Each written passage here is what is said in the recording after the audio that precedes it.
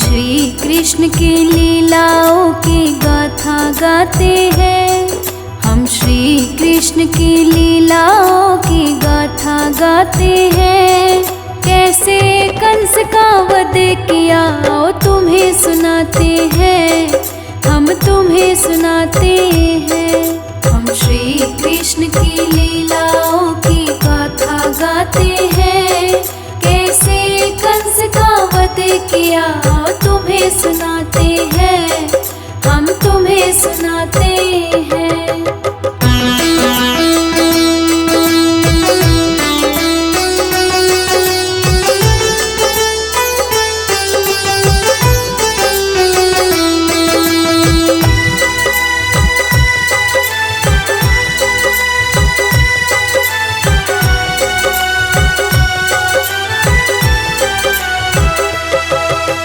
कृष्ण कन्हैया के जन्म लेने का कारण था धरती पर धर्म को पुनः स्थापित करना था। कंस नाम का राजा बहुत निर्दयी हो चुका था। प्रजा के लिए वो अत्याचारी हो चुका था। कृष्ण जी की लीलाओं की गाथा गाते हैं। हम कृष्ण जी की लीलाओं की गाथा गाते हैं। हम कृष्ण जी की महिमा की कथा सुनाते हैं, हम कथा सुनाते हैं।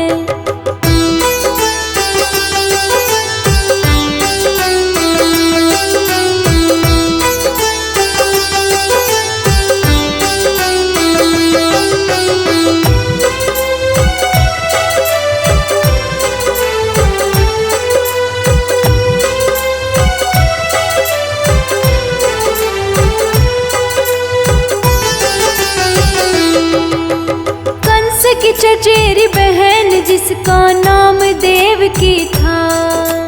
कंस देवकी को बहुत प्यार करता था। कंस ने जब देवकी का विवाह किया, देवकी के विदा होने का अफसोस किया। कृष्ण जी की लीलाओं की गाथा गाते हैं। हम कृष्ण जी की लीलाओं की गाथा गाते हैं। हम कृष्ण जी की महिमा की कथा सुनाते हैं, हम कथा सुनाते हैं।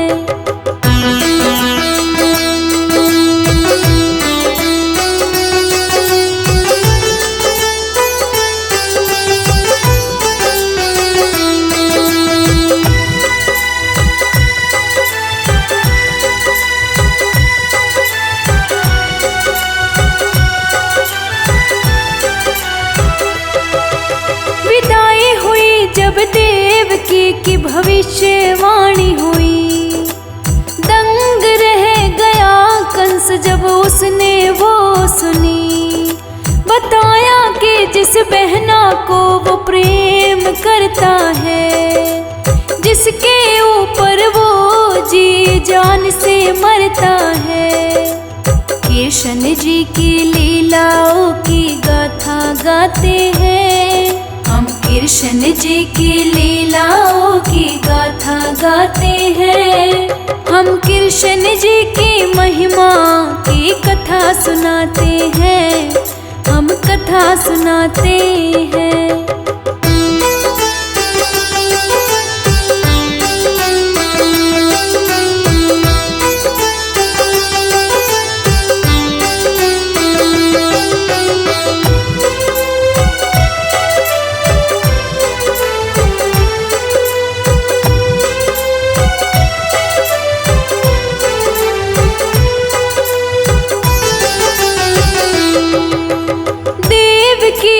उसकी मृत्यु का कारण बनेगी। उसी की 8वीं संतान उसका वध करेगी। इतना सुनकर कंस ने पहरेदार बुला लिए और देवकी वासुदेव कारागार में बंद किए। कृष्ण जी की लीलाओं की गाते हैं। हम कृष्ण जी की लीलाओं की गाथा गाते हैं। हम कृष्ण जी की महिमा की कथा सुनाते हैं। हम कथा सुनाते हैं।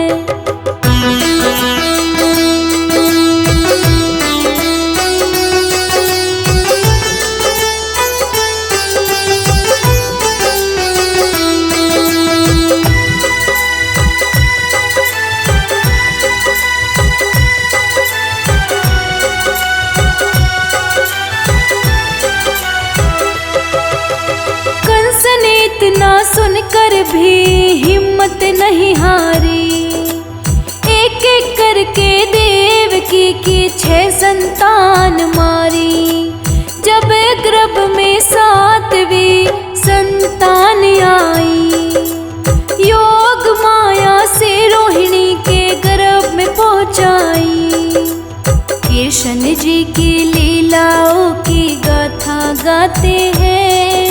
हम कृष्ण जी की लीलाओं की गाथा गाते हैं। हम कृष्ण जी की महिमा की कथा सुनाते हैं। हम कथा सुनाते हैं।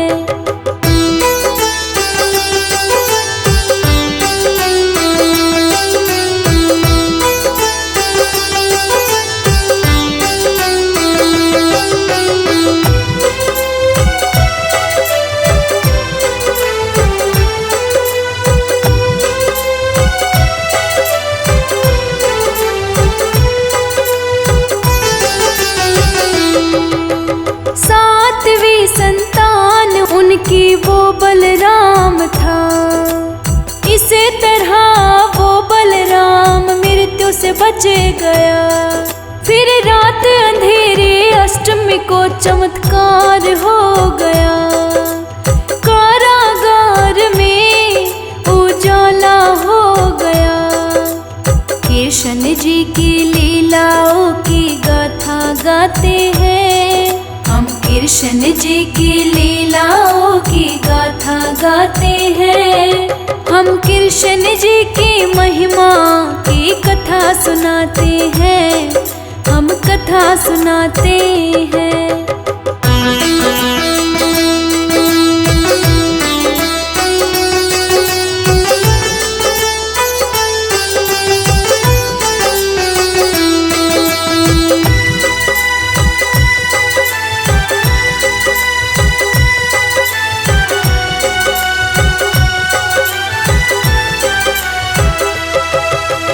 विष्णु जी प्रकट हुए उनको बुलाते हैं।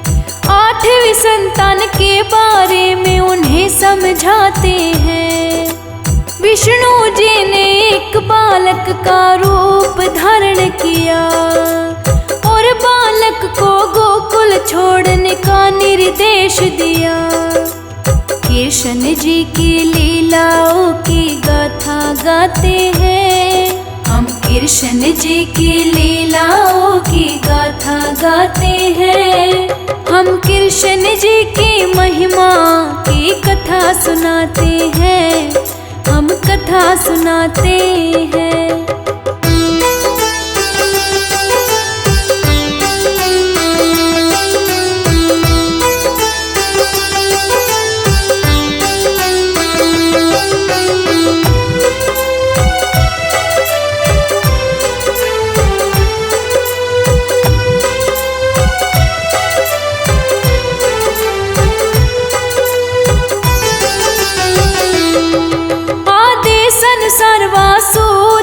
छोड़ने को हुए तैयार। कारागार के अपने आप खुल गए दरबार। पहरेदार भी गहरी नींद में सो गए। वासुदेव कृष्ण जी को लेकर निकल गए। कृष्ण जी की लीलाओं की गाथा गाते हैं। हम कृष्ण जी की लीलाओं की गाथा गाते हैं। हम कृष्ण जी की महिमा की कथा सुनाते हैं। हम कथा सुनाते हैं।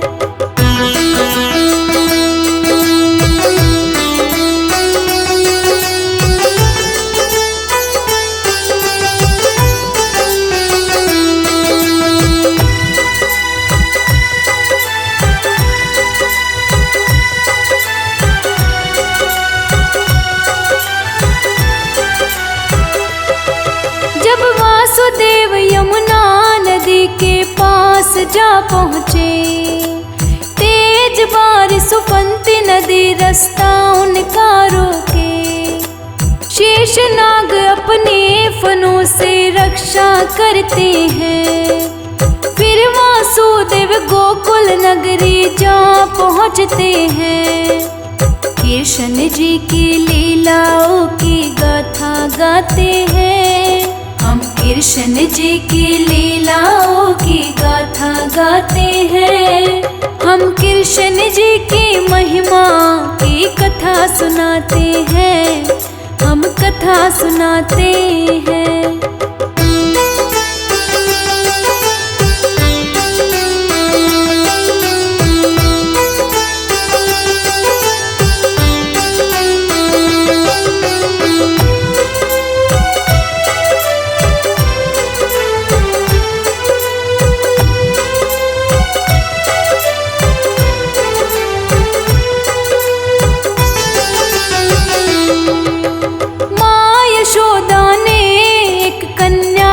जन्म दिया वासुदेव ने चुपके से बालक को बदल दिया।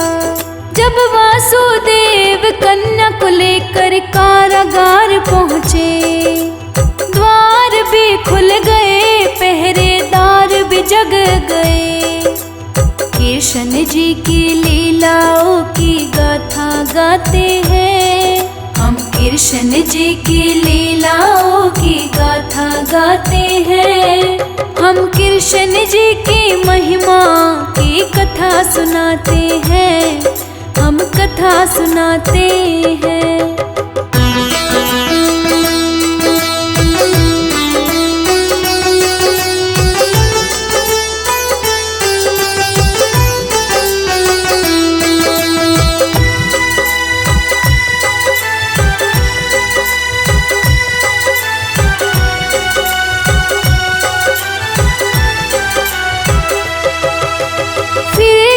ने कन्या को वासुदेव से छीन लिया। उठाकर कन्या को जमीन पर पटक दिया। पर कन्या हाथों से निकल आकाश में जा पहुँची। तेरा काल गोकुल पहुँच चुका, कंस को बोली। कंस को उसके किए का परिणाम मिला। आखिर में कन्हैया ने कंस का वध किया। कृष्ण जी की लीलाओं की गाथा गाते हैं। हम कृष्ण जी की लीलाओं की गाथा गाते हैं। हम कृष्ण जी की महिमा की कथा सुनाते हैं। हम कथा सुनाते हैं।